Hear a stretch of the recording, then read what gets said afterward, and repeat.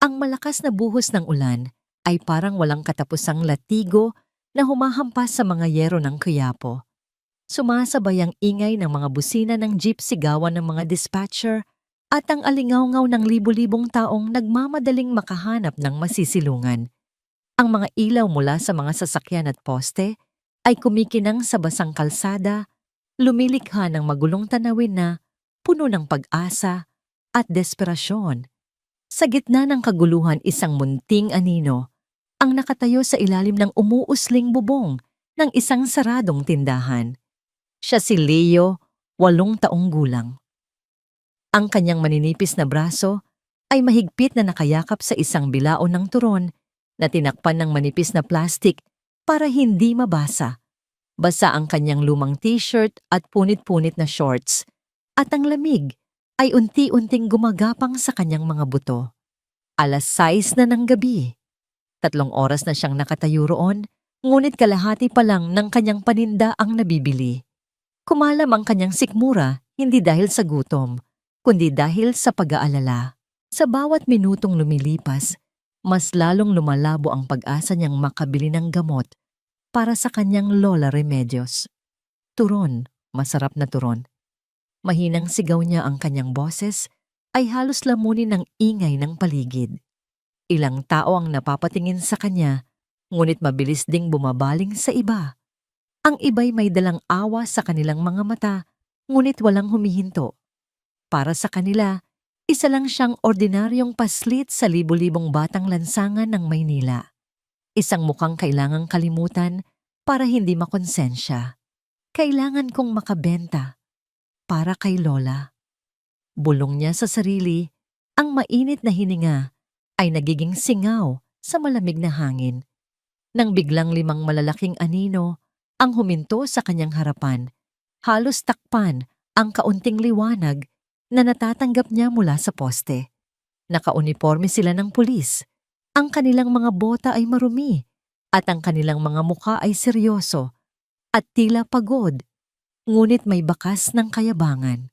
Sa gitna nila ay isang lalaking may matipunong pangangatawan at mayabang na ngisi, si Sargento Michael Reyes. "Uy bata, patingin nga ng tinda mo." Utos ni Reyes, ang boses ay magaspang at malakas. Isang kislap ng pag-asa ang sumilay sa mga mata ni Leo. Pulis, siguradong may pera sila. At 5 sila. Kung bibili ang bawat isa, baka maubos ang paninda niya. "Turon po, sir. Mainit pa po." Masiglang sabi ni Leo, inaayos ang takip ng bilao. Hindi na naghintay ng imbitasyon si Reyes. Inangat niya ang plastik at dumampot ng isang piraso. Sumunod ang kanyang 4 na kasama, kumuha rin ng tig-iisa. Mabilis nilang nilantakan ang matamis at malutong na turon. Pwede na," sabi ni Reyes habang nangumunguya. "Bigyan mo pa kami ng tig-iisa." Walang pag-aalinlangang sumunod si Leo. Inabutan niya sila ng panibagong turon. Sa loob ng ilang minuto, naubos ang 10 pirasong turon. 10 piraso iyon ay sapat na para sa gamot ni Lola Remedios para sa 2 araw. Nakangiting naghintay si Leo. Inilahad niya ang kanyang maliit at nanginginig na palad. "100 po lahat, sir." Nagkatinginan ang 5 pulis at pagkatapos ay sabay-sabay na humalakhak ng malakas. Ang tawa nila ay nakakainsulto, puno ng pang-aalipusta. 100 ulat ni Sargento Reyes, tila hindi makapaniwala. "Bata, nagpapatawa ka ba? Pulis kami. Hindi kami nagbabayad sa mga ganito." Nawala ang nangiti sa mukha ni Leo. Napalitan ito ng pagkalito at takot. Pero po, kailangan ko po ng pera para po sa gamot ng lola ko. May sakit po siya." Ang pagbabago sa ekspresyon ni Reyes ay mabilis. Ang kanyang mayabang ng ngisi ay naging isang madilim na simangot. "Aba't sumasagot ka pa? Tingin mo ba kinakaawaan kita?" "Sir, parang awa niyo na po. Kahit kalahati lang po." Pagmamakaawa ni Leo, ang mga luha ay nagsisimula ng mamuo sa kanyang mga mata. Ang desperasyon para sa kanyang lola ay mas matimbang kaysa sa kanyang takot. Iyon ang huling pagkakamali niya. Sa isang iglap nagdilim ang mukha ni Sargento Reyes. Wala kang maririnig sa akin kundi hindi. Sigaw niya. At sa isang malupit na kilos, itinaas niya ang kanyang bota at buong lakas na sinipa ang bilao na hawak ni Leo. Bang lumipad ang bilao, ang natitirang mga turon ay sumabog sa ere bago isa-isang lumagapak sa isang malaking sanaw ng itim at mabahong tubig baha sa gilid ng kalsada. Ang dating gintong kulay na pagkain ay naging wala ng silbi basang basura na lumulutang kasama ng mga upos ng sigarilyo at balat ng candy. Napaluhod si Leo. Tinitigan niya ang nasirang paninda, ang kanyang tanging pag-asa. Ang kanyang mga labi ay nanginginig, hindi dahil sa lamig, kundi dahil sa sakit at kawalan ng pag-asa. Pero hindi pa tapos si Reyes. Hinablot ng sarhento ang buhok ni Leo, pilit na itiningala ang kanyang mukha. Ito ang para sa mga batang pakialamero na tulad mo. Sa tabi nila, may isang timbang puno ng naipong tubig ulan, isang timpla ng dumi mula sa bubong alikabok, at kung ano-ano pang basura. Walang awa itong kinuha ni Reyes. At sa harap ng maraming taong nagkukunwaring walang nakikita, ibinuhos niya ang buong laman ng timba sa umiiyak na mukha ni Leo. Ang maruming tubig ay bumuhos sa kanya malamig at mabaho. Hindi siya makahinga sa gulat at lamig. Ang putik at tubig ay humalo sa kanyang mga luha, dumadaloy sa kanyang pisngi. Ang tawa ng mga pulis ay umalingaw-ngaw sa kanyang pandinig, mas masakit pa kaysa sa pananakit ng kanyang katawan. Pakiramdam ni Leo ay gumuho ang kanyang mundo. Ngunit sa kabilang banda ng kalsada, sa ilalim ng kanlungan ng isang pawn shop, may isang taong hindi nagkunwaring bulag. Si Aya, isang 20 taong gulang na vlogger, ay napahinto sa kanyang paglalakad. Nakita niya ang lahat. Ang kanyang puso ay kumirot sa galit at awa. Ang kanyang mga kamay ay nanginginig hindi sa takot, kundi sa nag-aalab na pagnanais na gumawa ng isang bagay. Mabilis niyang dinukot ang kanyang cellphone mula sa bulsa. Itinago niya ito sa likod ng isang poste, tinitiyak na hindi siya mapapansin. Sa nanginginig na daliri, binuksan niya ang kamera. Itinutok niya ang lente sa eksena ng kalupitan at pinindot niya ang pulang record button. Sa loob ng isang maringal na korte, ang tanging maririnig ay ang bigat ng katahimikan. Ang hangin ay siksik sa tensyon. Lahat ng mata ay nakatuon sa babaeng nakaupo sa pinakamataas na silya, balot sa itim na toga na sumisimbolo sa kanyang kapangyarihan. Siya si Hukom Catherine de Leon. Ang kanyang mukha ay parang isang maskarang gawa. Sa bato, walang emosyon, walang bahid ng pag-aalinlangan. Having considered all the evidence presented by the prosecution and the defense, nagsimula siyang magsalita. Ang kanyang boses ay kalmado, ngunit may talim bawat salita, ay tumatagos sa pandinig ng lahat. This court finds the accused Mr. Antonio Chua guilty beyond reasonable doubt of the crime of plunder. Isang kolektibong paghinga ang narinig mula sa mga tao. Napahagulhol ang asawa ng akusado, ngunit hindi natinag si Hukom Catherine. Ang kanyang tingin ay nanatiling matalim diretsong nakatingin sa negosyanteng ngayon ay yumuyuko sa kahihiyan. Pak! Ang tunog ng kanyang gavel ay bumasag sa katahimikan, isang hudyat ng katapusan, isang pangungusap na magpapakulong sa isang makapangyarihang tao sa loob ng maraming taon. Sa mundo ng batas, kilala siya bilang Iron Judge Hukom na bakal.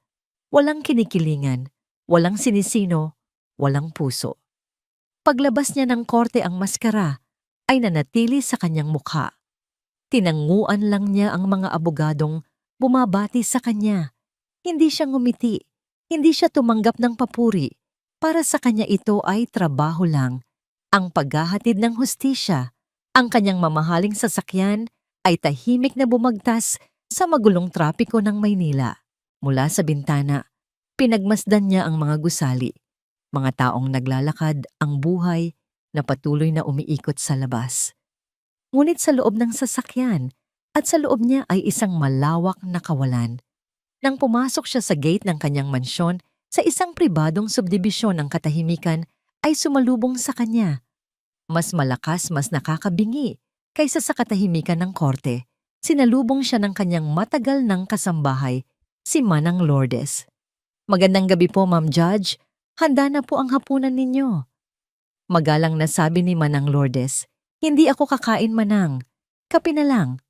Sagot ni Catherine habang hinuhubad ang kanyang sapatos at inilalagay ang briefcase sa isang tabi.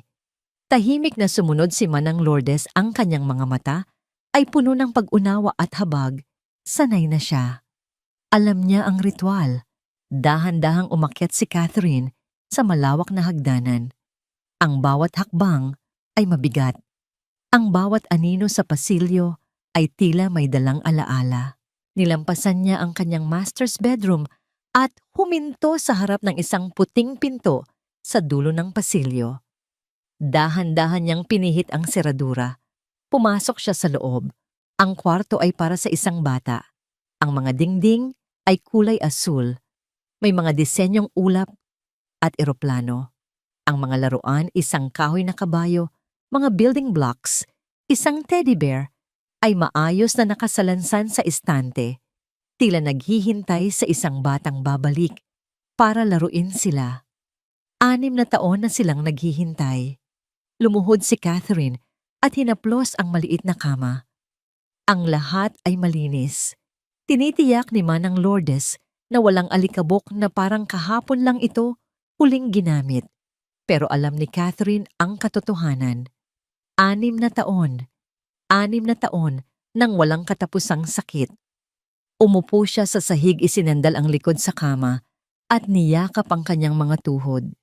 Dito sa loob ng kwartong ito, nawawala ang Iron Judge. Dito siya lang, si Catherine, isang ina na puno ng pighati at pangungulila. Ang kanyang isip ay bumalik sa araw na yon. Ang pista ng itim na Nazareno, ang dagat ng tao, ang init ng siksikan, ang ingay ng mga deboto. Dala-dala niya ang kanyang 2 taong gulang na anak, si Kai. Masaya si Kai, tuwang-tuwa sa mga makukulay na lobo. At sa dami ng tao, Mama Ontom, turo ng maliit na daliri ni Kai sa isang nagtitinda ng cotton candy. "Sige anak, bibilhan kita," nakangiting sabi niya.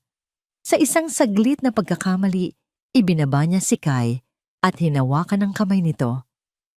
"Dito ka lang ha, huwag kang bibitaw."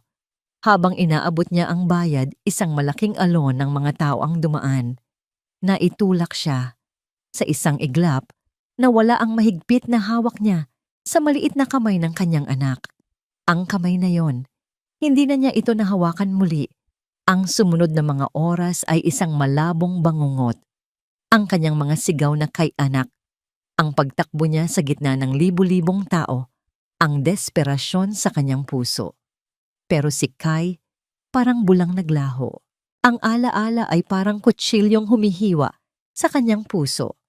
Napahagulhol siya, ang mga luhang 6 na taon niyang itinatago sa publiko ay malayang dumaloy sa kanyang mga pisngi. Ang bigat ng pagsisisi ay dumagan sa kanya. Kasalanan ko lahat." Kumatok si Manang Lourdes sa pinto. "Ma'am Judge, ang kape niyo po." Mabilis na pinunasan ni Catherine ang kanyang mga luha at inayos ang sarili. Pasok. Inilapag ni Manang Lourdes ang tasa sa isang maliit na mesa. "Ma'am, 6 na taon na po. Baka oras na para ano? Manang para kalimutan siya." Putol ni Catherine, ang boses ay basag. "Hindi ko kaya." Hindi na umimik si Manang Lourdes. Hinaplos na lang niya ang balikat ng kanyang amo bago tahimik na lumabas. Nang gabing iyon, tumunog ang telepono ni Catherine, isang staff mula sa kanyang opisina. "Ma'am Judge, pasensya na po sa abala. May isang kaso lang po na nag-viral online tungkol sa isang bata na binugbog daw ng mga pulis. Baka po kailanganin ng special attention dahil sa public outcry." Napabuntong hininga si Catherine, ang pagod ay bakas sa kanyang boses. "Just follow the standard procedure. Marami ng ganyang kaso. File the necessary reports and let the proper authorities handle the initial investigation. Huwag niyo na akong istorbohin para sa mga ganyang bagay. Masusunod po, Judge. Ibinaba niya ang telepono. Para sa kanya, isa lang itong ordinaryong kaso ng pang-aabuso ng kapangyarihan. Isang numero sa libu-libong kasong dumadaan sa kanyang mga kamay. Wala siyang ideya na ang kasong yon ang magbabago sa lahat. Samantala, sa kusina, nag-scroll si Manang Lourdes sa kanyang cellphone habang umiinom ng sarili niyang kape. Nakita niya ang isang video na shinare ng kanyang pamangkin. Ang caption, kawalang hiyaan ng mga pulis bata ginulpi dahil sa turon. Dahil sa kuryosidad, pinanood niya ito.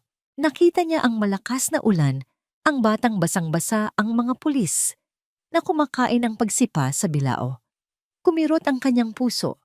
Pero nang ibuhos ng pulis ang timba ng maruming tubig sa bata at sa pagbagsak nito sa semento, isang anggulo ng kamera ang nakakuha sa mukha ng bata, isang mukhang puno ng takot, putik at luha. Nabitawan ni Manang Lourdes ang kanyang cellphone. Kumalabog ito sa sahig. Napatayo siya, ang kanyang mga kamay ay nanginginig. Ang kanyang mga mata ay nanlalaki sa gulat, hindi makapaniwala sa nakita. Ang mga matang yon, ang hugis ng ilong, ang itsura ng mga labi kahit ito'y umiiyak.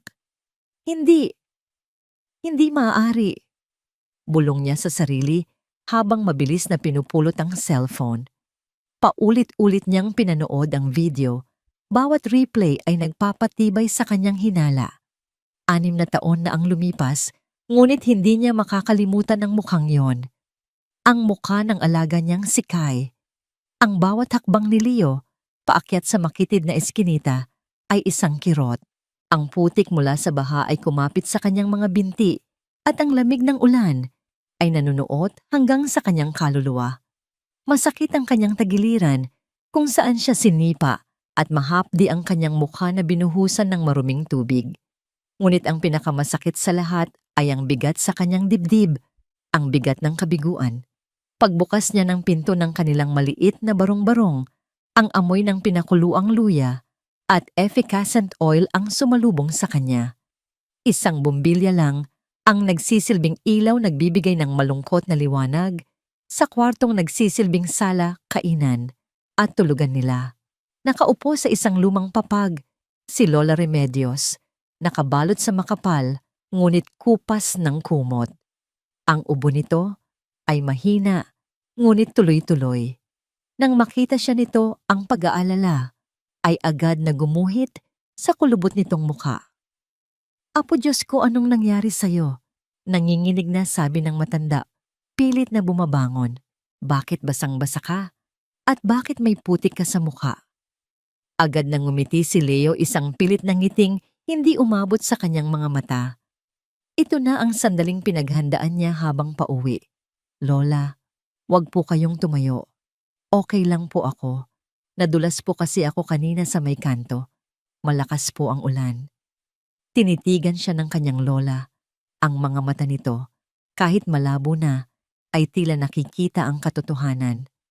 Ang paninda mo, nasaan na? Yumuko si Leo, hindi makatingin ng diretso. Nahulog din po, Lola. Sa kanal. Pati po yung pinagbentahan ko. Pasensya na po. Isang kasinungalingan. Isang puting kasinungalingan. Alam niyang kapag sinabi niya ang totoo, na binastos siya, sinaktan, at ninakawan ng mga taong dapat sana'y nagpoprotekta sa kanya, masyadong masasaktan ang kanyang lola. Baka atakihin na naman ito sa puso. Mas gugustuhin pa niyang akuin ang lahat ng sakit kaysa makitang nahihirapan ang nag-iisang taong nagmamahal sa kanya. Hindi na nagtanong si Lola Remedios. Dahan-dahan itong lumapit, kumuha ng basahan at marahang pinunasan ang putik sa mukha ni Leo. Ay nako apo, sabi ko naman sa'yo, huwag ka nang magtinda kapag umuulan. Ang mahalaga ay ligtas ka. Ang pera, kikitaan ulit yan. Habang pinupunasan niya ang mukha ng bata, bumalik sa kanyang alaala ang gabi kung kailan sila unang nagkita. Ang gabi na nagbigay sa kanya ng isang anak, sa kanyang katandaan. 6 na taon na ang nakalipas. Sa gitna ng dagat ng mga deboto ng itim na Nazareno, si Remedios ay isa lamang nagtitinda ng kandila at rosaryo. Pagod na siya at ang kanyang maliit na pwesto ay halos masira na sa tulakan. Nang paubos na ang mga tao at nagsisimula na siyang magligpit, isang maliit na iyak, ang narinig niya halos hindi mapansin sa ingay. Sinundan niya ang tunog.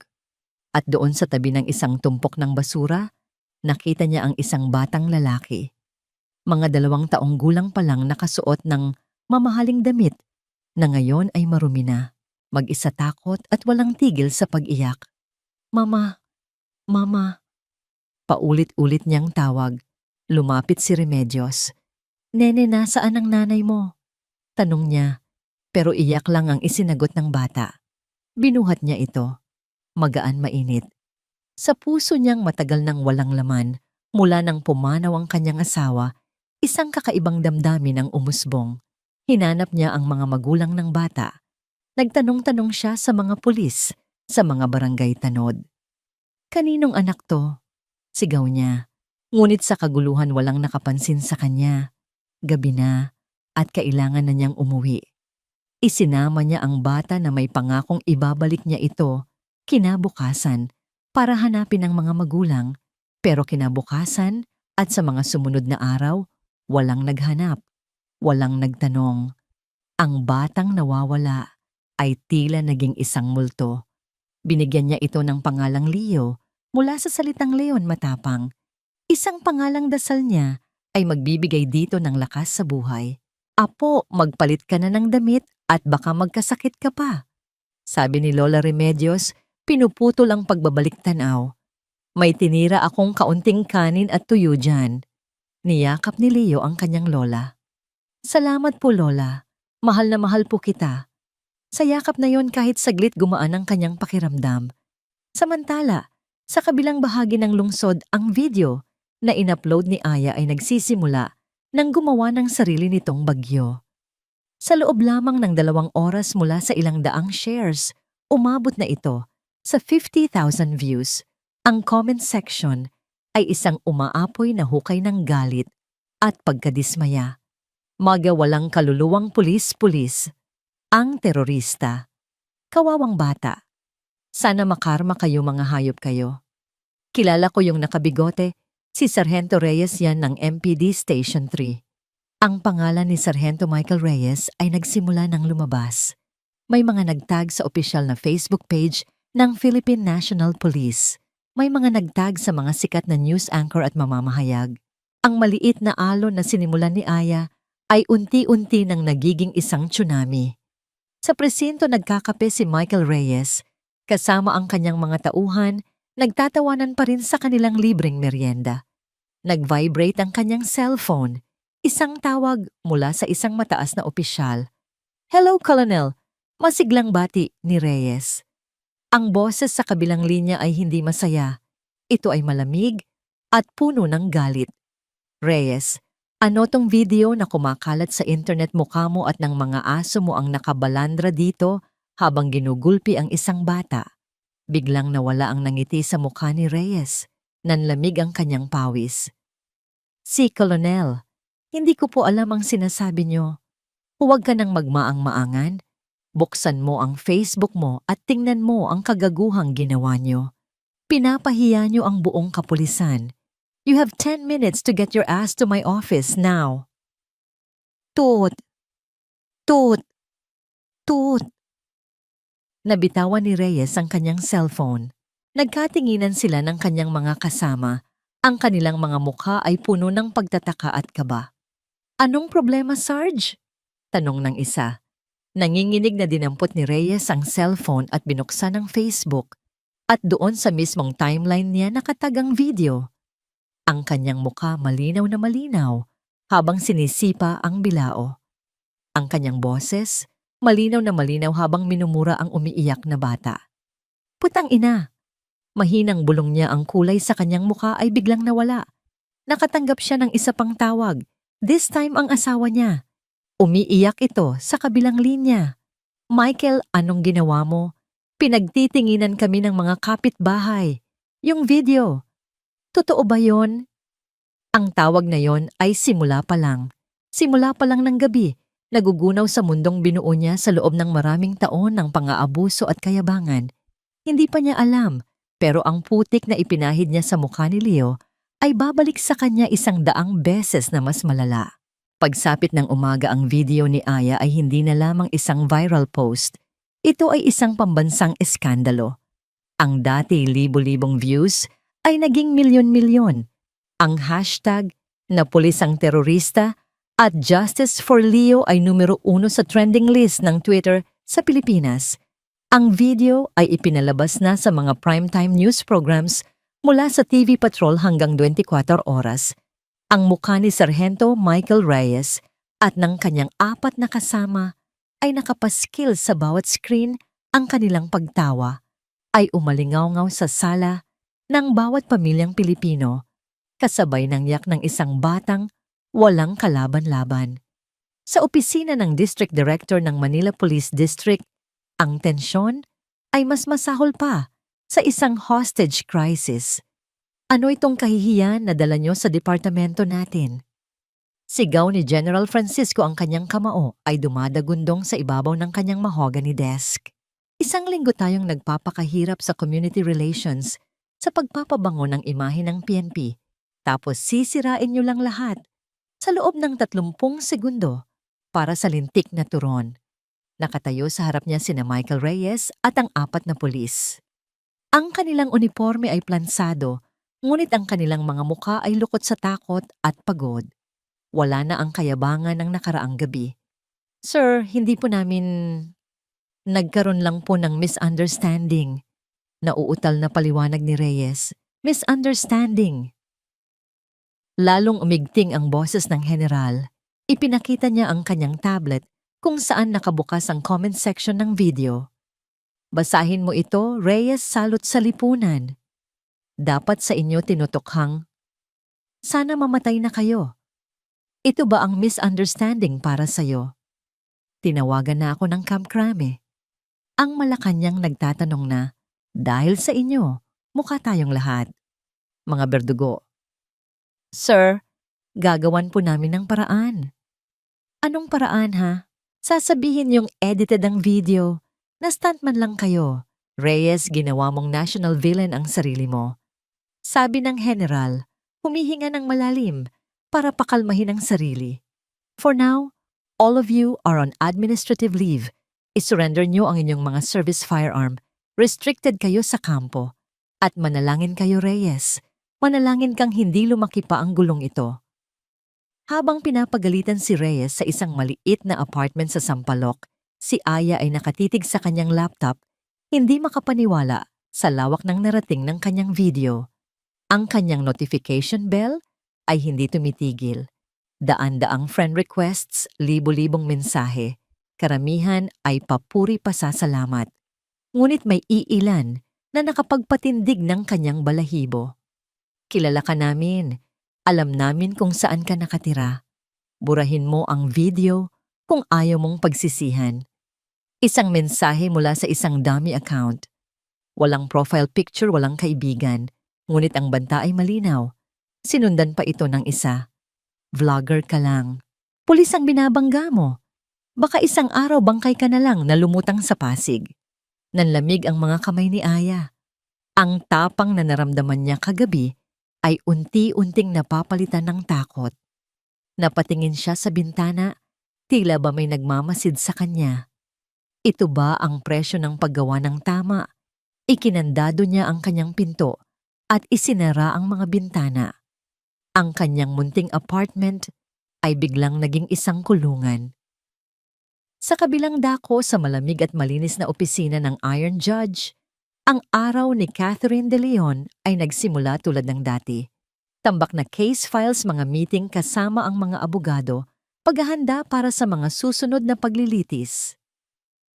Ang issue tungkol sa viral video ay isa lang sa mga puntong tinalakay sa kanilang morning briefing. Your Honor, the Churon Boy case is now a national issue. Sabi ng kanyang pinagkakatiwalaang clerk of court, isang lalaking nasa edad 50 na. The PNP is under immense public pressure. The DILG has already ordered a full investigation. This might land on our docket sooner than we think. Tumingin si Catherine sa mga litratong nakaprint mula sa video. Ang malabong imahe ng isang batang umiiyak ang mga pulis ang putik. Kumunot ang kanyang noo.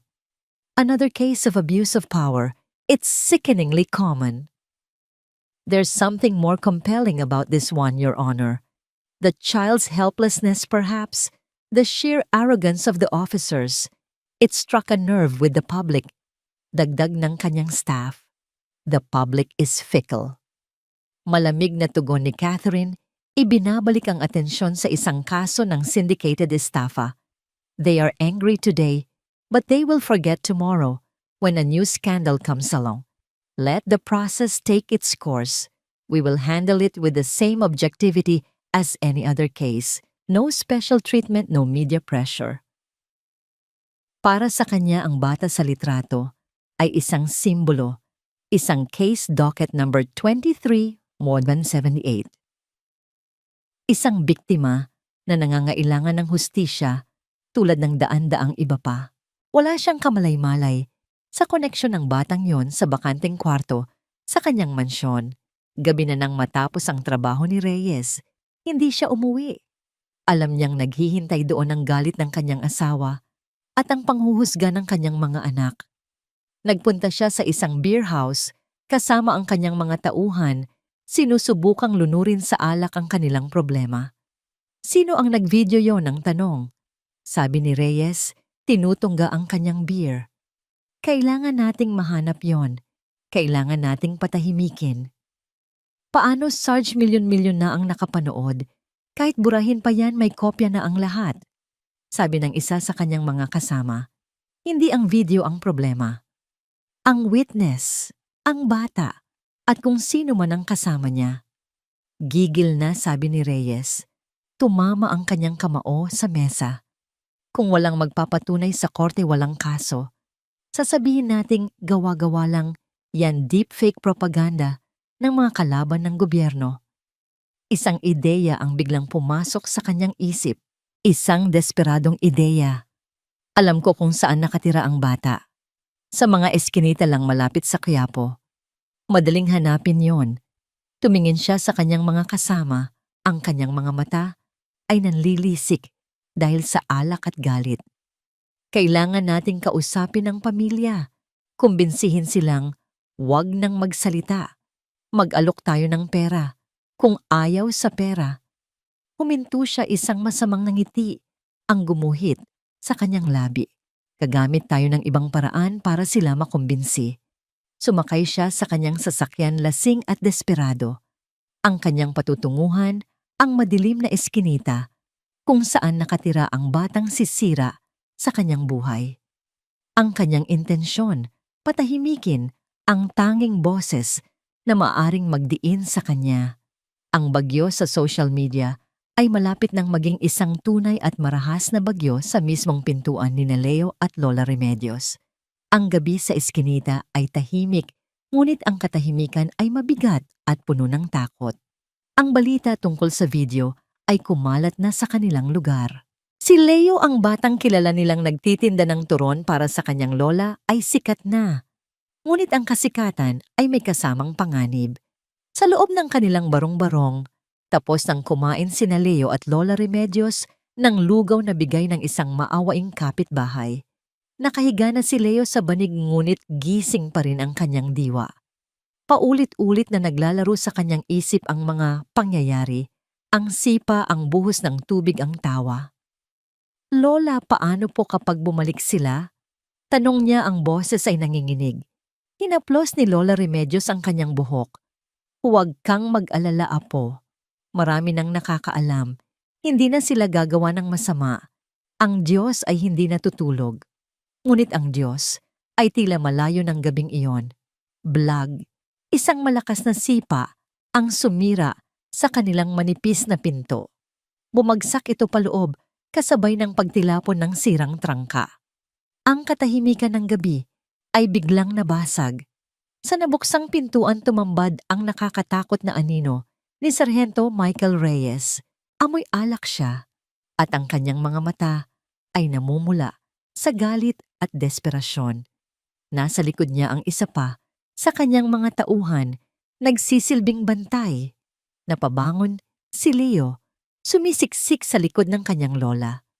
Napatayo si Lola Remedios, ang kanyang mga tuhod ay nanginginig, ngunit ang kanyang mukha ay nagpapakita ng determinasyon na protektahan ang kanyang apo. Ano kung kailangan niyo dito? Sigaw ng matanda, ang kanyang boses ay mas matatag kaysa sa kanyang pakiramdam.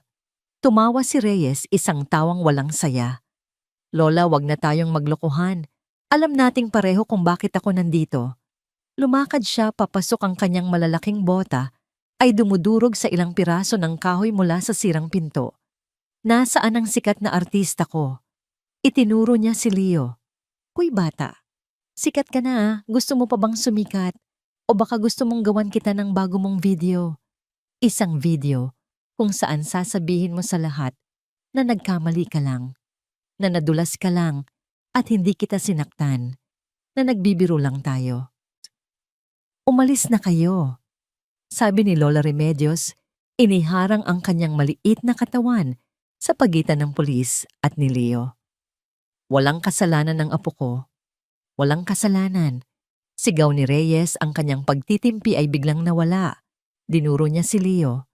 Dahil sa batang yan nasisira ang buhay ko, ang pamilya ko, ang karera ko. Kaya makinig kayong mabuti. Lumuhod siya para magpantay ang kanilang tingin ni Leo. Bukas na bukas gagawa ka ng video. Sasabihin mo kasinungalingan lahat. Naiintindihan mo, bibigyan ko kayo ng pera. Malaking pera. Pambili mo ng gamot, Lola. Pampaaral sa batang to. Anong sabi niyo? Umiling si Leo, ang mga luha ay dumadaloy sa kanyang pisngi. Oh, hindi po. Ayoko po. Ayaw mo. Ang sigaw ni Reyes ay umalingaw-ngaw sa maliit na silid. Hinawakan niya ang braso ni Leo ng mahigpit. Abat matapang ka. Huwag mong saktan ang apo ko. Sigaw ni Lola Remedios, at sa isang kilos na puno ng tapang, pinalo niya ng kanyang payat na kamay ang braso ni Reyes. Iyon na ang nag-udyok kay Reyes na tuluyang mawala sa sarili. Binitawan niya si Leo at hinarap ang matanda. Ang kanyang mukha ay isang maskara ng purong galit. Matanda ka, sabi niya sa mababang boses na puno ng pagbabanta. Wala kang kwenta, dapat matagal ka nang namatay. At sa harap ng nanlalaking mata ni Leo, itinulak ni Sargento Reyes si Lola Remedios. Buong lakas, walang awa. Tumalsik ang matanda na parang isang basahan. Ang kanyang likod ay tumama sa gilid ng kanilang maliit na mesa bago siya bumagsak sa sahig na semento. Isang mahinang ungol ng sakit ang lumabas sa kanyang bibig. Lola. Ang sigaw ni Leo ay puno ng pangingilabot. Samantala, sa Mansyon de Leon, ang gabi ay puno rin ng sarili nitong drama. Tumakbo si Manang Lourdes, papasok sa library kung saan nagtatrabaho si Hukom Catherine. Ang kanyang mukha ay namumutla, ang kanyang hininga ay habol. Hawak niya ang kanyang cellphone. Ma'am Judge, Ma'am Judge. Tawag niya, ang kanyang boses ay nanginginig. Tumingala si Catherine mula sa mga dokumentong binabasa. Manang, ano ba yan, gabi na? I told you not to. Ma'am, yung bata sa video. Sabi ni Manang Lourdes, halos pasigaw. Si Kai po, sigurado po ako si Kai po yon. Kumunot ang noo ni Catherine. Manang, ano bang pinagsasabi mo? Napapraning ka na naman. 6 na taon na. Ilang beses mo nang sinabing nakita mo siya sa mall, sa palengke. Lagi kang nagkakamali. Pero iba po ngayon, Ma'am May. May peklat. Peklat. Opo, yung peklat niya sa may pulso, yung parang buwan. Nung natamaan siya ng paso nung 1 taon pa lang siya. Tandaan niyo po ba? Naaalala ko, kayo pa po ang umiyak noon kaysa sa kanya. Ang mga salita ni Manang Lourdes ay parang mga susing nagbukas ng isang nakakandadong alaala sa isip ni Catherine. Ang maliit na peklat. Ang peklat na hinahalikan niya tuwing gabi bago matulog si Kai. Imposible. Bulong ni Catherine, ngunit ang kanyang puso ay nagsimula nang tumibok ng malakas. Ma'am, maniwala po kayo sa akin, tingnan niyo po. Inabot ni Manang Lourdes ang cellphone. Nung natumba po siya sa video nakita ko, paki-zoom niyo po. Samantala, pabalik sa eskinita ang sigaw ni Leo ay naging isang iyak ng desperasyon. Gising po Lola, wag niyo po akong iwan. Hinablot ni Reyes ang kwelyo ni Leo. Nakita mo yon? Ganyan lang kadali tanggalin ang mga basura sa daan. Ikaw bata ka. Sasama ka sa akin. Ngayon din. Nagsimula siyang kaladkarin ang nagpupumiglas na bata palabas ng bahay. Ang mga kapitbahay na narinig ang komosyon ay nagsimulang sumilip. Tulungan niyo po kami. Sigaw ni Leo.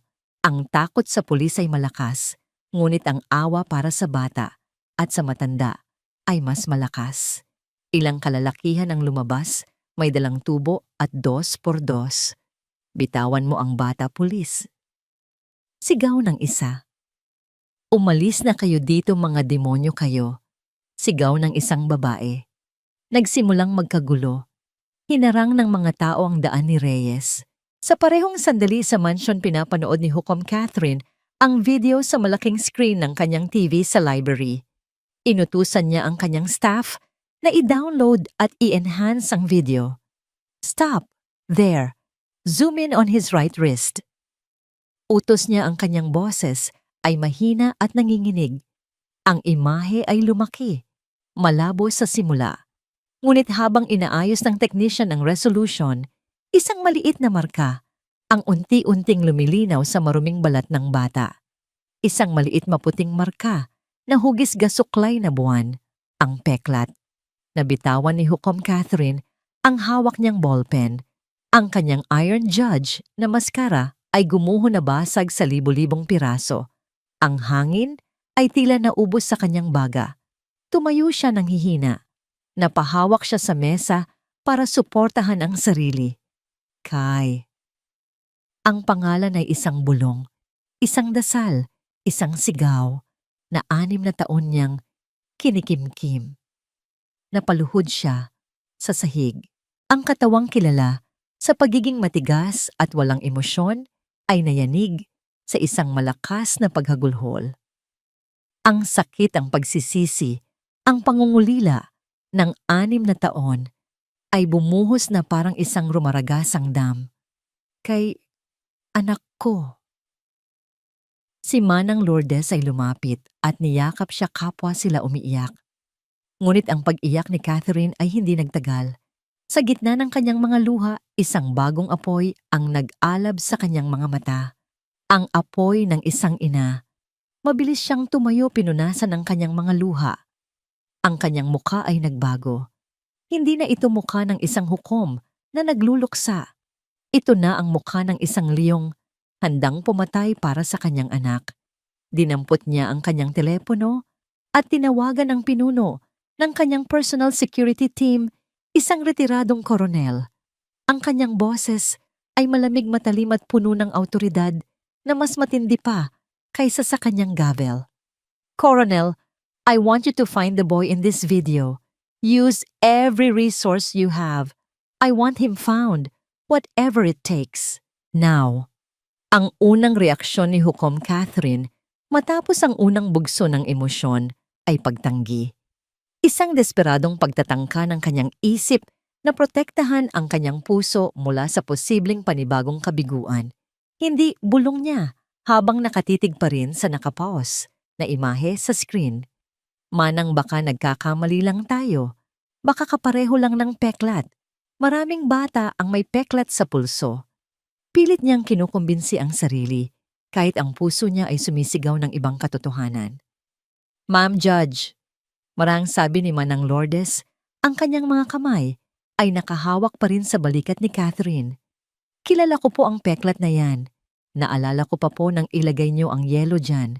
Naalala ko ang takot sa mga mata niyo. Higit sa lahat, ma'am, tingnan niyo po ang kanyang mga mata. Tingnan niyo po ang kanyang bibig. Iyan po si Kai. Tumanda lang po siya naghirap, pero siya po iyan. Ang bawat salita ni Manang Lourdes ay parang maliliit na martilyong pumupukpok sa pader ng pagtanggi na itinatayo ni Catherine. Hinawakan niya ang remote control, nanginginig ang mga kamay at pinindot ang play. Pinanood niya ulit ang video. Ngayon, hindi na niya nakikita ang isang biktima o isang kaso. Ang nakikita niya ay ang kanyang anak. Nakita niya ang tapang sa mga mata ni Kai nang humingi ito ng bayad. Tapang na minana nito sa kanya. Nakita niya ang pagpipigil nito ng yak, nang sinipa ang kanyang paninda. Ang katatagan, at nang ibuhos ang maruming tubig, nakita niya ang purong sakit at pagkalito sa mukha nito, isang mukhang dapat sanay hindi nakakaranas ng ganoong kalupitan. Isang mukhang dapat sanay na sa ilalim ng kanyang proteksyon. Anong klaseng ina ako? Tanong niya sa sarili. Ang boses ay puno ng pait. Hinayaan kong mangyari to sa kanya. Hindi niyo po kasalanan, ma'am. Hindi niyo po alam. Alon ni Manang Lourdes. Hindi ko alam o ayoko lang alamin. Sagot ni Catherine, ang kanyang tingin ay matalim. This case was brought to my attention this morning. Tinawagan ako kagabi, pero binaliwala ko. Sabi ko, another case of abuse. Isa lang sa maraming kaso.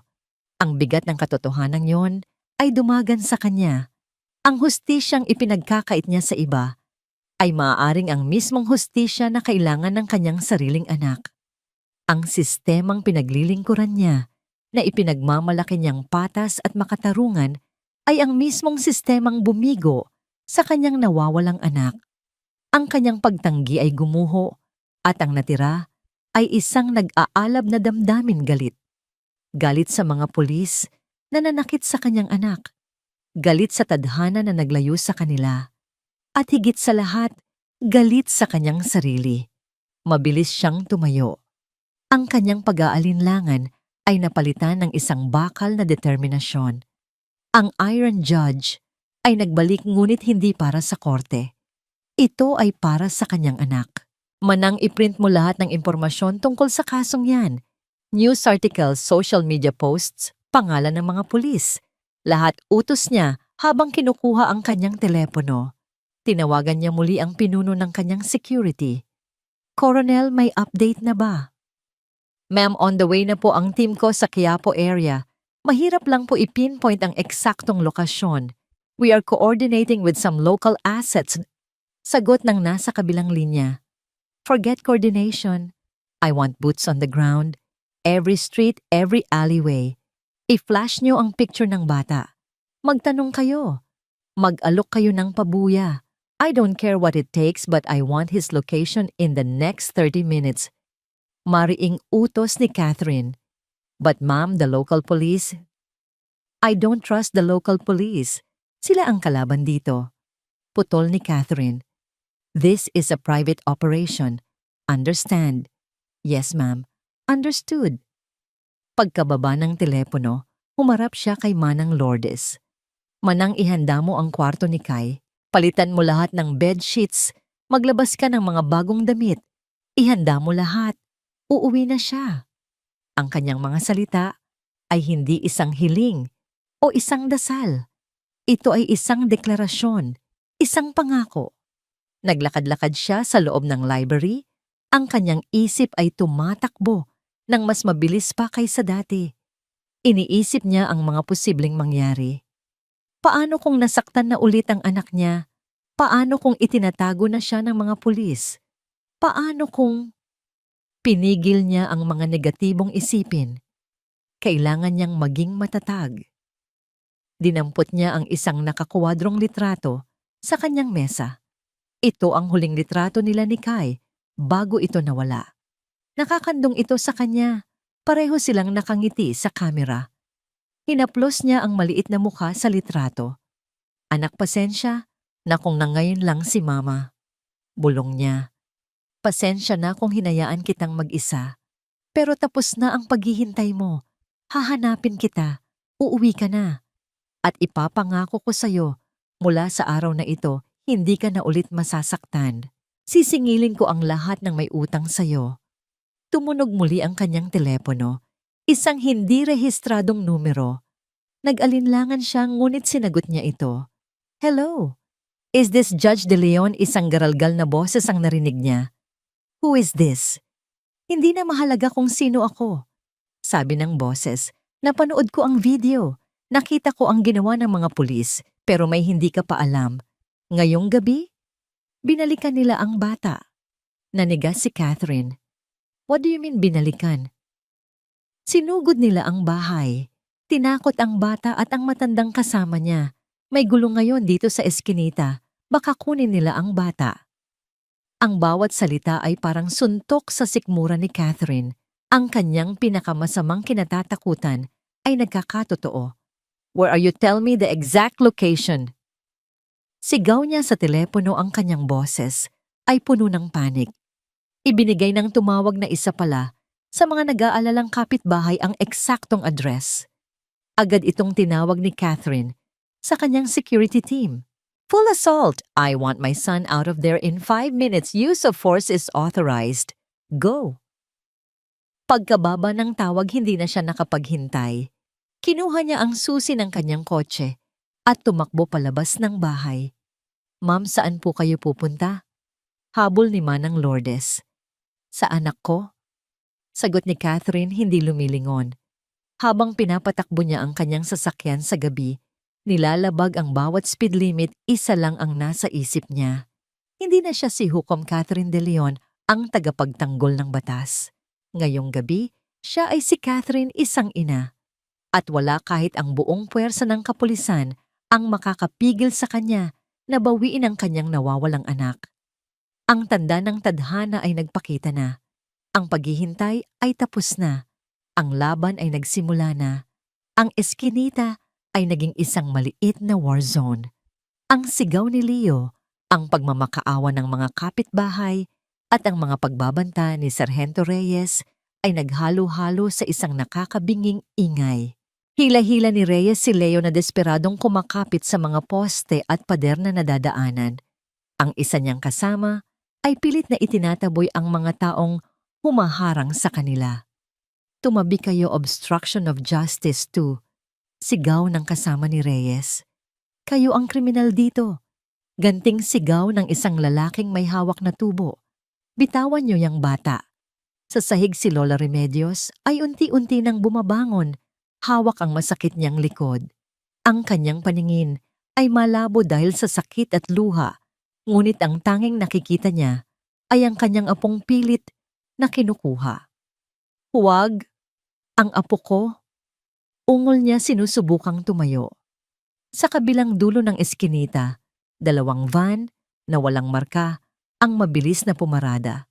Bumukas ang mga pinto at mabilis na bumaba ang 8 lalaking nakasibilyan, ngunit may iisang kilos disiplinado, mabilis at armado. Ito ang private security team ni Hukom Catherine.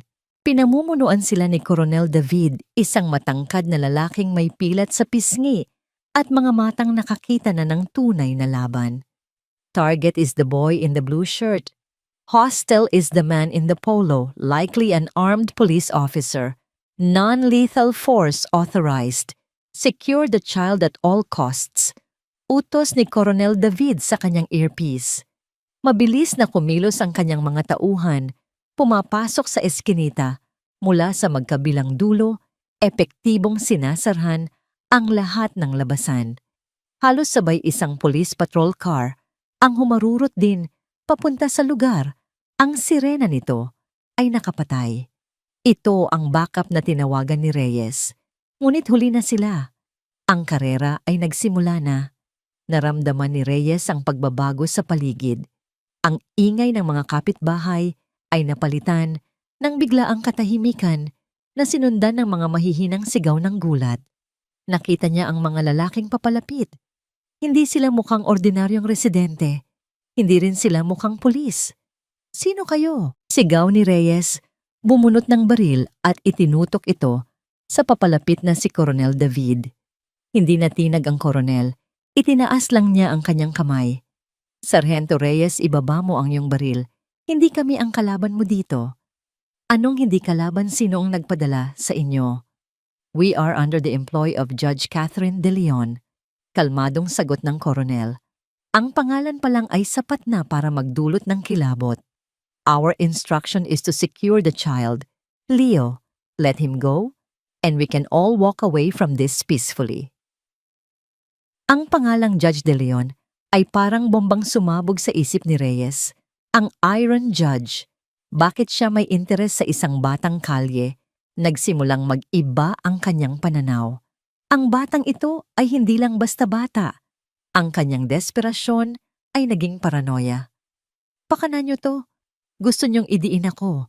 Hindi niyo makukuha ang bata. Siya ang alas ko." Lalo niyang hinigpitan ng hawak kay Leo. Ginagawa itong panangga.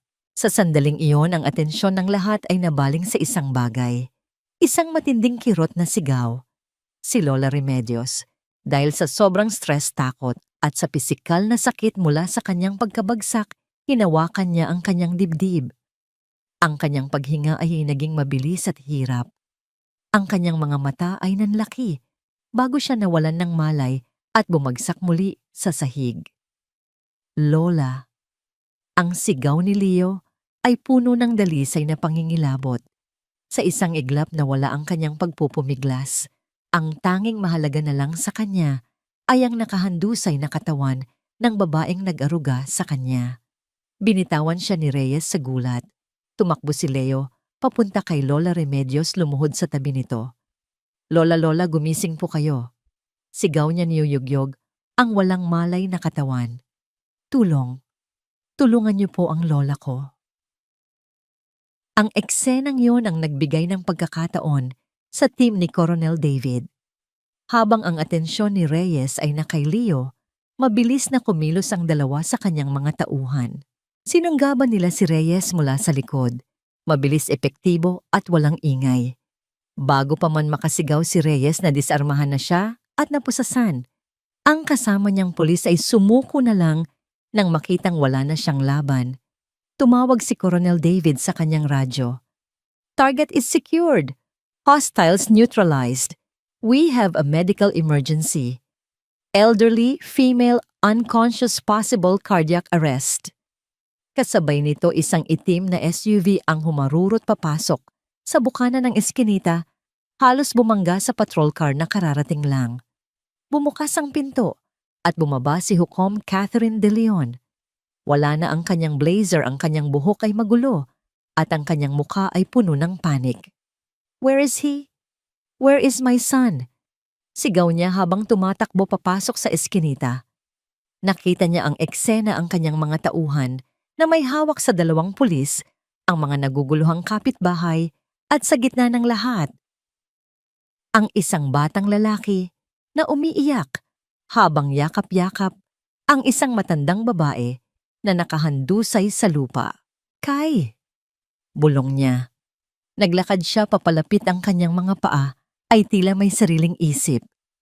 Ang ingay ng paligid ay nawala. Ang tanging nakikita niya ay ang kanyang anak. Naramdaman ni Leo ang presensya ng isang tao. Tumingala siya, ang kanyang mga mata ay puno ng luha at takot. Nakita niya ang isang babaeng hindi niya kilala, maganda, mukhang mayaman, at nakatingin sa kanya na may kakaibang ekspresyon sa mukha, isang halo ng sakit, pagmamahal at pangungulila. "Sino po kayo?" tanong ni Leo. Hindi sumagot si Catherine. Ang kanyang tingin ay napunta sa babaeng walang malay. Nakita niya ang dugo sa gilid ng labi nito. Nakita niya ang desperasyon sa mukha ng kanyang anak. Tumunog ang kanyang telepono. Si Coronel David. "Ma'am, the ambulance is on its way.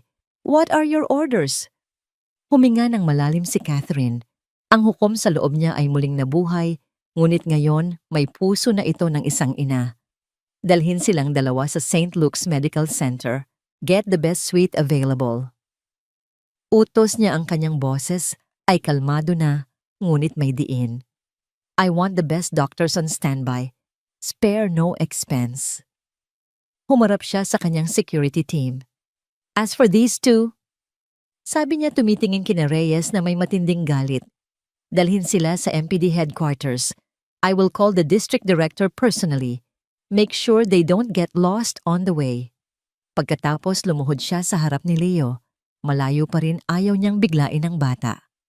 "Huwag kang mag-alala," sabi niya, sa pinakamalambing na boses na kaya niya. Gagaling ang lola mo. Dadalhin natin siya sa pinakamagaling na ospital. Pangako yan.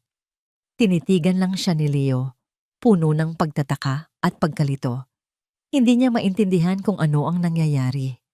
Ang alam niya lang, sa gitna ng pinakamasamang gabi ng kanyang buhay, isang estranghero ang dumating na parang isang anghel. Isang anghel na may mga matang tila. Matagal na siyang kilala. Ang VIP suite sa St.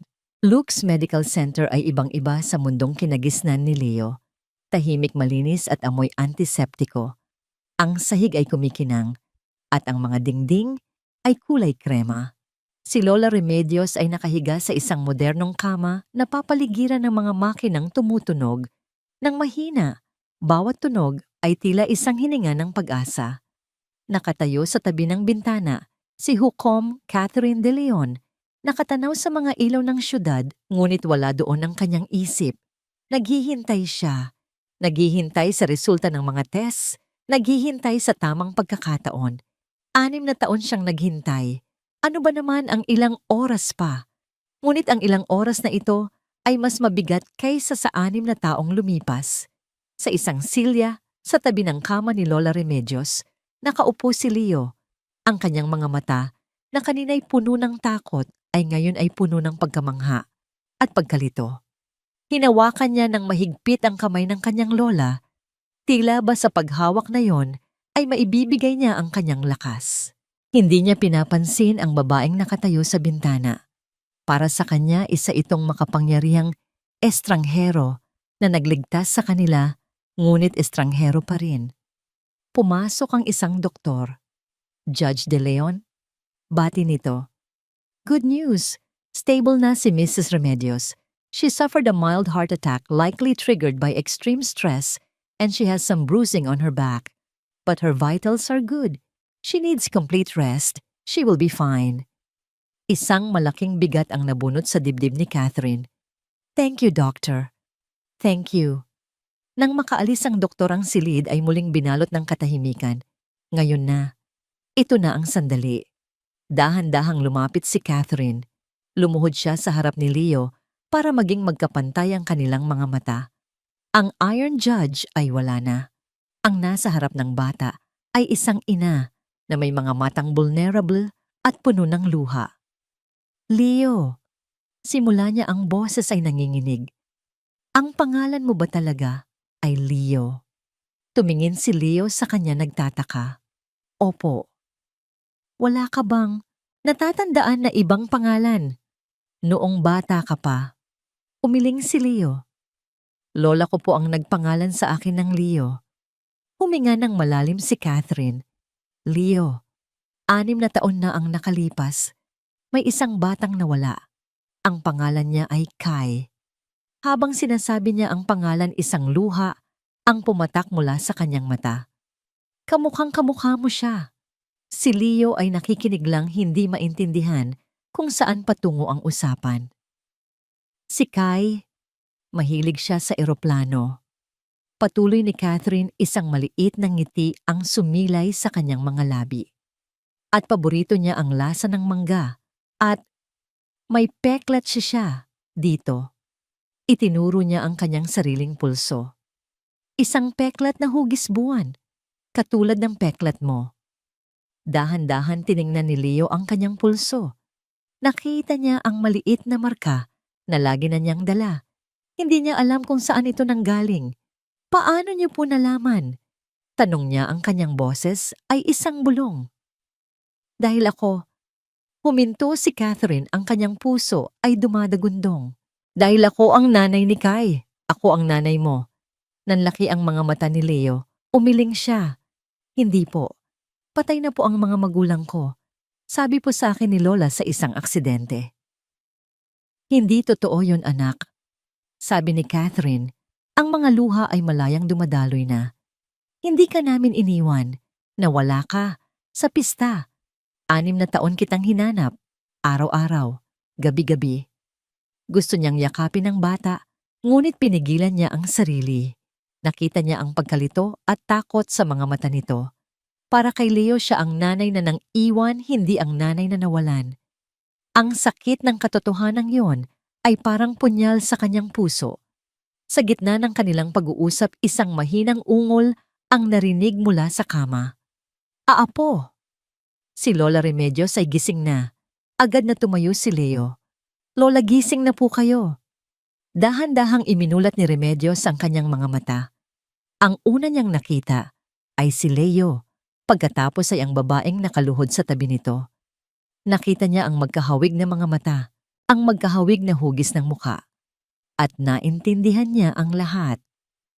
Ikaw? Mahinang sabi ni Remedios, nakatingin kay Catherine. Ikaw ang ina niya. Tumango si Catherine puno ng pasasalamat at respeto. Opo. At kayo po ang anghel na nagligtas sa kanya. Umupo si Catherine sa gilid ng kama sa tabi ni Remedios. Ito ang tagpo ng dalawang ina. Ang inang nagbigay buhay at ang inang nagbigay pagkakataon para mabuhay. Salamat po, sabi ni Catherine, ang kanyang boses ay basag. Salamat po sa pag-aalaga sa anak ko, sa pagmamahal sa kanya. Utang ko po sa inyo ang buhay niya. Walang salapi ang makakapagbayad sa ginawa ninyo. Umiling si Lola Remedios, may mga luha ring namumuo sa kanyang mga mata. Hindi siya iba sa akin. Siya ang buhay ko, ang lakas ko, ang nag-iisang pamilya ko. Humarap siya kay Leo. Apo, makinig ka sa Lola. Ang babaeng ito, siya ang tunay mong ina. Matagal ka na niyang hinahanap. Si Leo ay nalilito. Tumingin siya kay Catherine, pagkatapos ay kay Lola Remedios. Pero, Lola, paano na po kayo? Hindi ko po kayo iiwan. Ang mga salitang iyon ay nagbigay ng matinding kirot sa puso ni Remedios, isang kirot na mas masakit pa sa kanyang atake sa puso. Ngunit alam niya ang tama. Apo, kailangan mong sumama sa kanya. Sa tunay mong pamilya, doon ka nababagay. Magkakaroon ka ng magandang buhay. Ayoko. Sigaw ni Leo, ang kanyang emosyon ay biglang sumabog. Ikaw po ang pamilya ko. Ikaw po ang nanay ko. Hindi ko po siya kilala. Yumakap siya kay Lola Remedios, umiiyak ng malakas. Ang bawat hikbi ni Leo ay parang isang sampal sa mukha ni Catherine. Masakit. Sobrang sakit. Ngunit naiintindihan niya. Paano mo hihilingin sa isang bata na tanggapin ang isang estranghero at iwan ang nag-iisang taong nagmahal sa kanya sa loob ng 6 na taon, sa halip na masaktan, isang malalim na paghanga ang naramdaman ni Catherine para sa kanyang anak. Ang loyalty nito, ang pagmamahal nito para sa matanda, ay patunay ng kabutihan ng kanyang puso, isang kabutihang hinubog ni Lola Remedios. Tumayo si Catherine. Walang aalis. Sabi niya, sa isang matatag na boses na pumukaw sa atensyon ng dalawa. Tumingin siya kay Lola Remedios. Nanay Remedios. Sabi niya, ginagamit ang salitang nanay ng may buong respeto. Mula ngayon, pamilya na rin po kita. Hindi ko po kayo paghihiwalayin ng apo ninyo at hindi ko rin po kayo iiwan. Tumingin siya kay Leo. At ikaw, anak. Hindi mo kailangang pumili dahil mula ngayon may 2 ka ng ina at sabay-sabay tayong bubuo ng isang bagong pamilya. Sa mga salitang yon, naramdaman ni Leo ang isang bagay na hindi niya pa naramdaman dati. Isang pakiramdam ng seguridad na hindi na niya kailangang mag-isa. Dahan-dahan bumitaw siya sa pagkakayakap kay Lola Remedios. Tumingin siya kay Catherine. Ang takot sa kanyang mga mata ay unti-unting napapalitan ng kuryosidad, ng isang maliit na kislap ng pagtanggap. Lumapit siya at sa isang kilos na nagpatigil sa pag-ikot ng mundo para kay Catherine, inilahad niya ang kanyang maliit na kamay. Nanginginig na hinawakan ni Catherine ang kamay ng kanyang anak. Mainit. Totoo. Pagkatapos ng 6 na taon, muli niyang nahawakan ng kamay na nawala sa kanya sa Quiapo.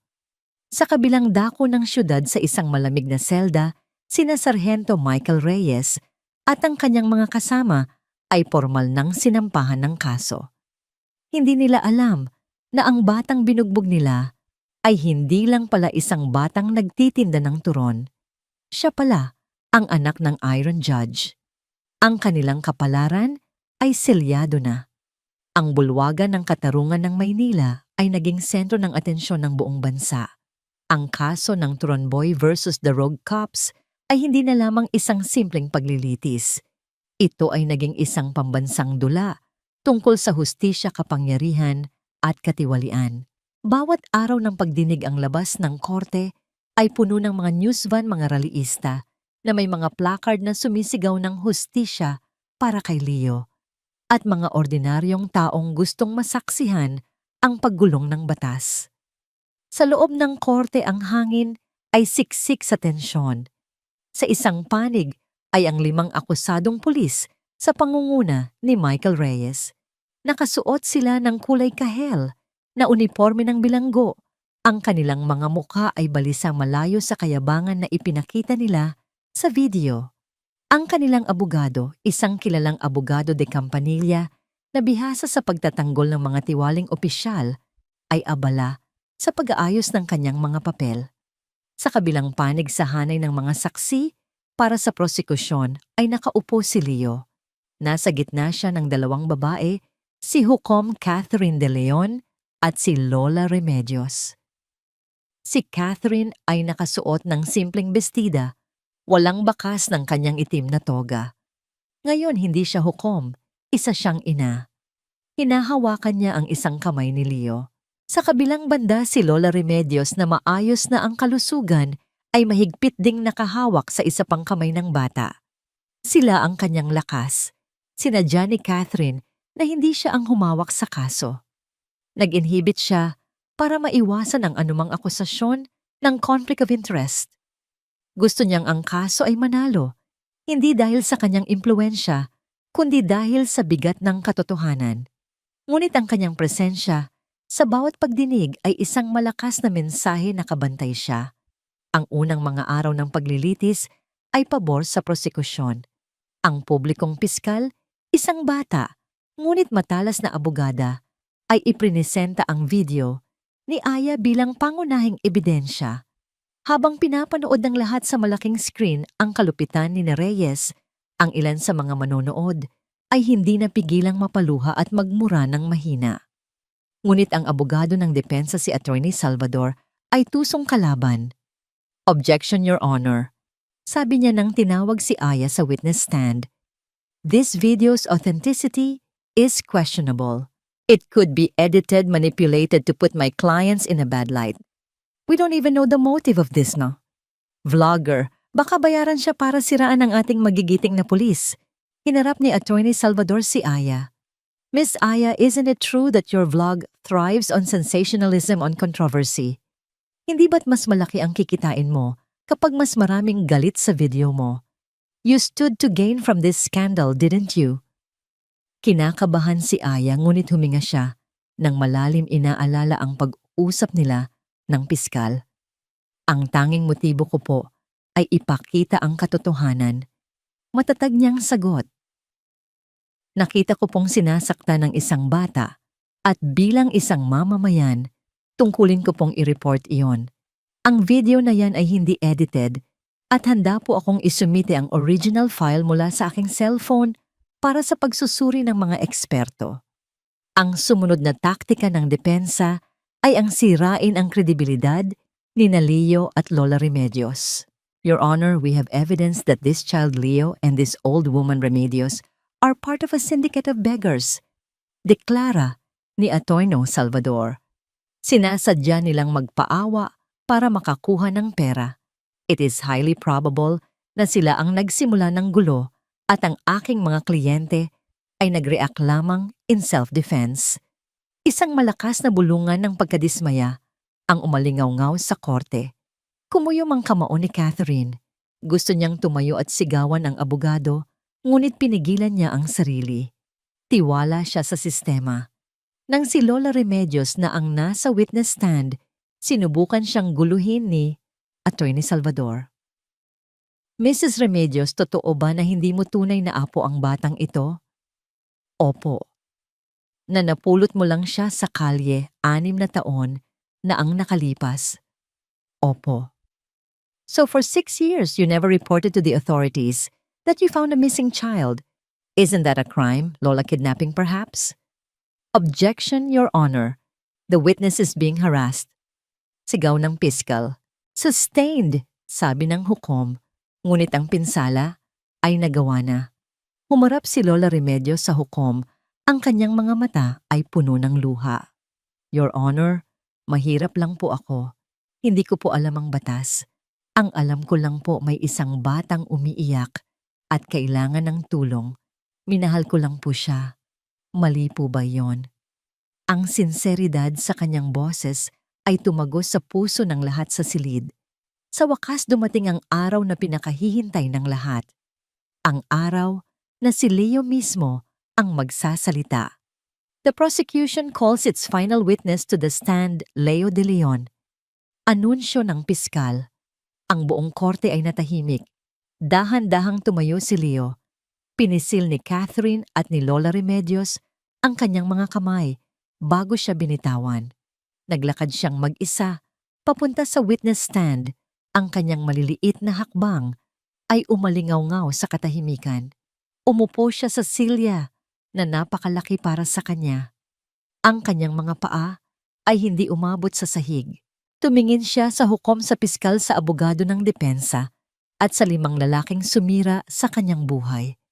Ang takot ay naroon pa rin, ngunit mayroon na ngayong kasamang determinasyon. Maari mo bang sabihin sa amin, Leo, kung ano ang nangyari noong gabing iyon? Malumanay na tanong ng piskal. Huminga ng malalim si Leo. At sa isang malinaw at matatag na boses na bumihag sa atensyon ng lahat, nagsimula siyang magkwento. Ikinuwento niya ang tungkol sa pagtitinda niya ng turon para sa gamot ng kanyang lola. Ikinuwento niya ang pagdating ng mga pulis, ang pagkuha nila sa kanyang paninda, ang paghingi niya ng bayad. Sinipa po niya yung bilao ko. Sabi ni Leo, itinuturo si Michael Reyes. Lahat po ng turon ko nahulog sa putik. Tapos po, nagsimulang manginig ang kanyang boses. Ituloy mo lang, Leo. Walang mananakit sa'yo dito. Sabi ng piskal. Binuhusan po niya ako ng maruming tubig. Patuloy ni Leo ang mga luha ay nagsimula ng dumaloy. Tumatawa po sila. Lahat po sila tumatawa. Habang umiiyak po ako. Ang kanyang simpleng salaysay ay mas mabigat kaysa sa anumang legal na argumento. Ang sakit at katotohanan sa kanyang boses ay hindi matatawaran. Tapos po nung gabi pinuntahan niya kami sa bahay. Dagdag niya, sinira niya po yung pinto namin.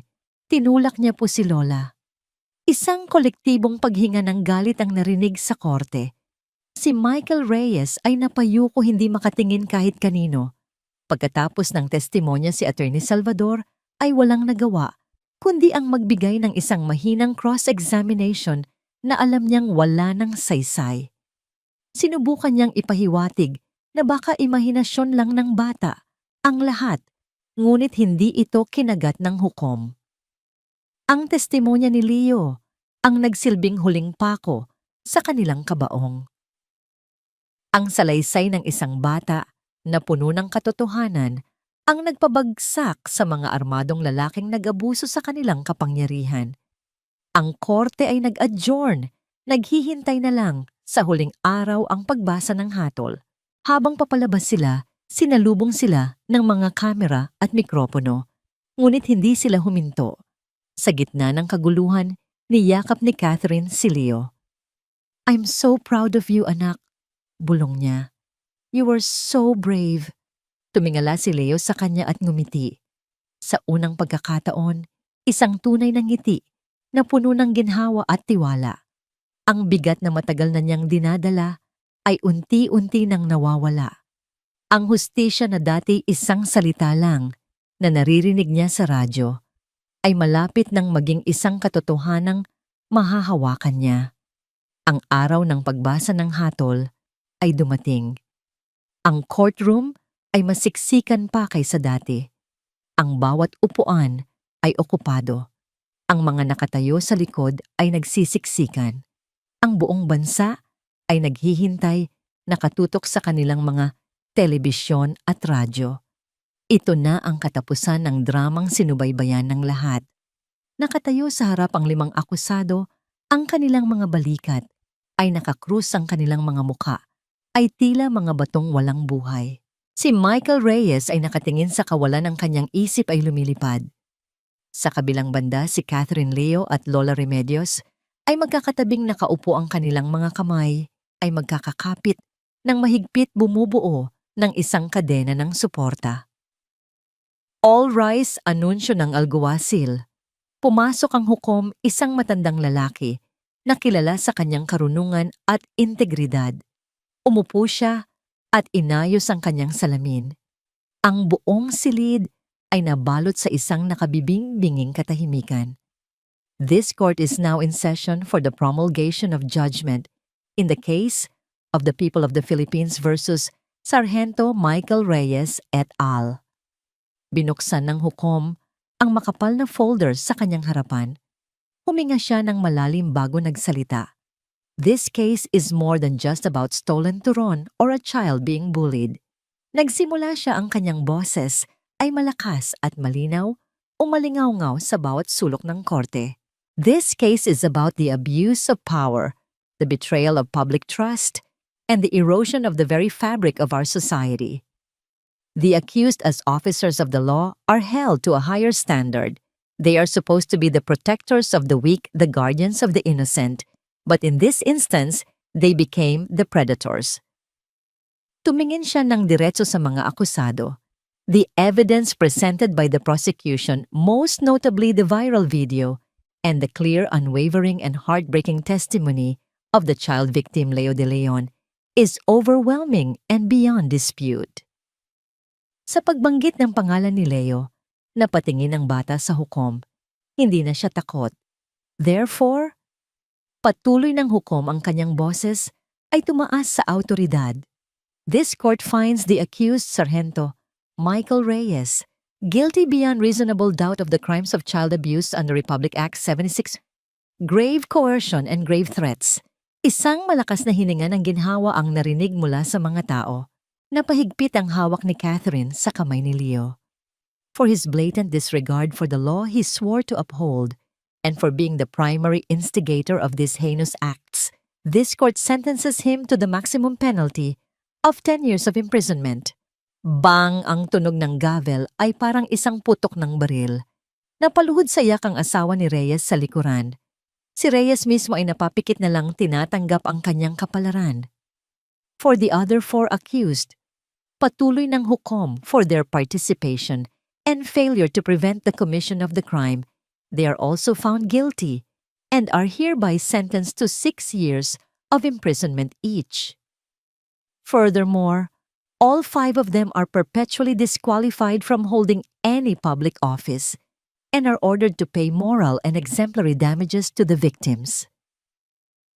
Pagkatapos ng huling pagpalo ng gavel, ang korte ay sumabog sa palakpakan at sigawan. Ang mga tao ay nagyakapan. Ang mga reporter ay nagmamadaling lumabas para i-report ang balita. Niyakap ni Aya ang piskal, kapwa sila may luha ng tagumpay sa kanilang mga mata. Hustisya. Sa wakas, ang hustisya ay naibigay na. Sa gitna ng lahat, ang maliit na pamilya ay nanatiling nakaupo. Niyakap ni Catherine si Leo, nang mahigpit isinubsob ang kanyang mukha sa buhok ng bata. Nilalanghap ang amoy ng kanyang anak na matagal niyang pinanabikan. It's over, anak. It's over, bulong niya. Niyakap din sila ni Lola Remedios, ang kanilang tatlo ay bumuo ng isang bilog ng pagmamahal at ginhawa. Sa unang pagkakataon, sa loob ng 6 na taon, naramdaman ni Catherine na siya ay buo. Ilang buwan nang lumipas, ang araw ay ginintuan at ang hangin ay puno ng halimuyak ng mga bulaklak sa hardin ng Mansyon de Leon. Ang ingay ng tawa ang pumuno sa hangin. Sa malawak na kusina, isang di pangkaraniwang eksena ang nagaganap. Si Hukom Catherine de Leon, na walang suot na toga kundi isang simpleng apron, ay abala sa pagbabalot ng turon. Sa tabi niya si Lola Remedios na malusog na at may sigla sa kanyang mga mata ang tagaluto. At sa gitna nila si Leo na nakasuot ng uniforme Mula sa isang pribadong paaralan ang tagalagay ng asukal at tagatikim. Mama, mas marami pong asukal. Sabi ni Leo, ang kanyang bibig ay puno ng turon. Hoy apo, baka maubos mo yan at wala na tayong merienda. Natatawang saway ni Lola Remedios. Ngumiti lang si Catherine. Ang tunog ng tawanan sa kanyang bahay ay isang musikang hindi niya akalaing maririnig niya muli. Ang dating malungkot at tahimik na mansyon ay ngayon ay isang tahanan. Si Lola Remedios ay hindi na bisita. Isa na siyang permanenteng ilaw ng kanilang bahay, ang nag-iisang lola ni Leo, at isang ina para kay Catherine. Pagkatapos magmeryenda, naglakad sila sa hardin. Lola, Mama, alam niyo po ba kung anong gusto kong maging paglaki ko? Masiglang tanong ni Leo. Ano anak? Gusto mo bang maging hukom tulad ko? Tanong ni Catherine. Umiling si Leo. Gusto ko pong maging chef para lagi po akong makapagluluto ng turon para sa inyo. Nagtawanan ang dalawang babae. Hinawakan ni Catherine ang kamay ni Leo sa isang panig at hinawakan naman ni Lola Remedios ang kabila. Habang pinapanood nila si Leo na masayang tumatalon-talon, sa damuhan nagkatinginan ang dalawang ina. Hindi ko alam kung paano ka pasasalamatan, Nanay Remedios. Sabi ni Catherine, ang kanyang boses ay puno ng sinseridad. Pinalaki mo siyang isang mabuting bata sa kabila ng lahat ng paghihirap. Pinalaki natin siya. Pagtatama ni Remedios, ikaw ang nagbigay sa kanya ng dugo at tapang. Ako lang ang nag-alaga. Tumingin si Catherine sa kanyang anak na ngayon ay hinahabol ang isang paru-paro. Napagtanto niya ang isang malalim na katotohanan. Ang pamilya ay hindi lamang tungkol sa dugo na nananalaytay sa mga ugat. Ito ay tungkol sa pag-ibig na nagbubuklod sa mga puso.